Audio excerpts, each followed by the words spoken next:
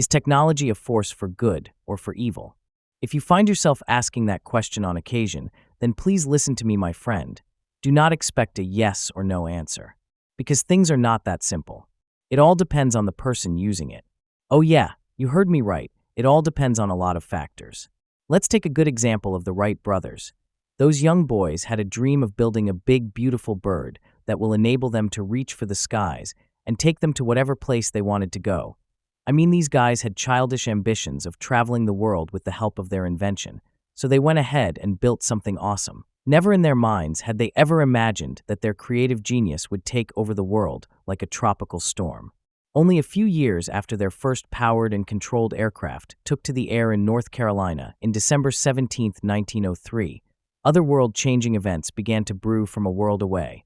A brutal and highly mechanized conflict broke out in continental Europe, and the Wright brothers' ideas were immediately turned into war machines. And a couple of decades later, more advanced and destructive warplanes were built during World War II.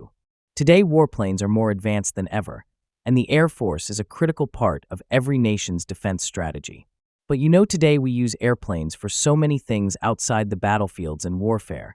Passenger planes are seen in our skies taking travelers from one corner of the planet to another in just a couple of hours, something that was science fiction only a century and a half ago. Aircrafts are also an essential part of the freight industry. We often get perishable and fragile cargo through planes.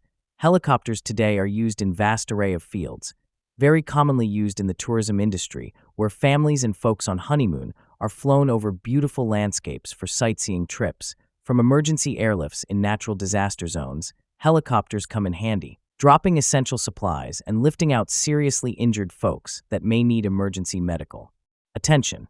They are the perfect planes for conducting search and rescue missions.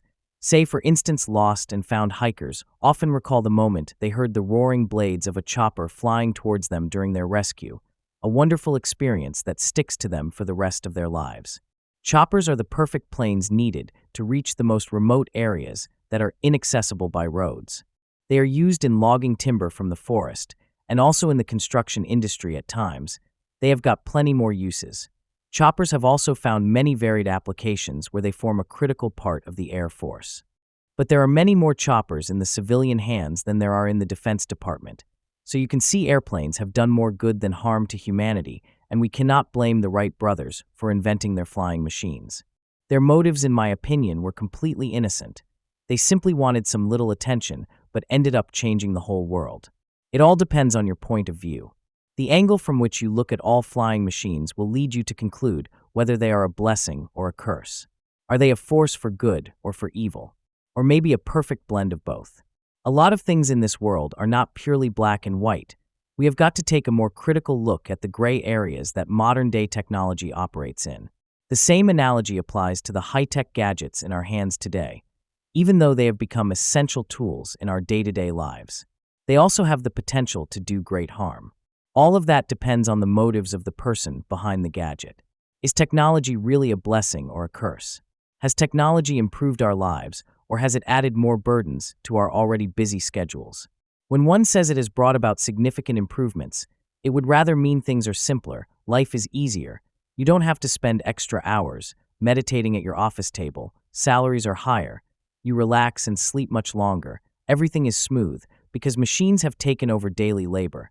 If that was really the case, we would not be complaining of backaches, visual problems, stomach cramps, and fatigue. In fact, in countries where technology is at its highest peak, people are working twice as hard, twice as long, and double the expenditure of money they need to keep those technologies running. And in a good condition, machines don't reduce the workload, they simply make the work easier. Technology has proven to be both a blessing and a curse. Does technology really simplify life, or does it clutter it with more meaningless stuff?